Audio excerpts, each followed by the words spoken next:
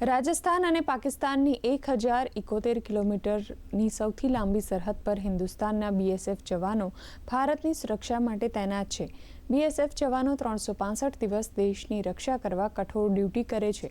24 કલાક 365 દિવસ ડ્યુટી માટે શારીરિક અને માનસિક રીતે ઉર્જાવાન હોવું જરૂરી છે અને ઉર્જાવાન રહેવા બીએસએફ જવાનો યોગ સાધના કરે છે।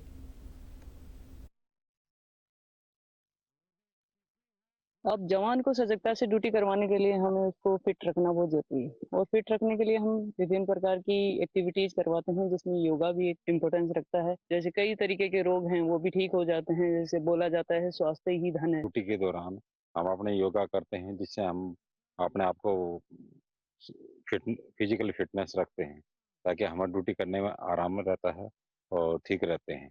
और सुबह टाइम नहीं मिलता है तो हम शाम को करते हैं, ड्यूटी से जाने के बाद करते हैं ताकि पूरे दिन के हमारे दिनचर्या में कोई प्रॉब्लम ना आए।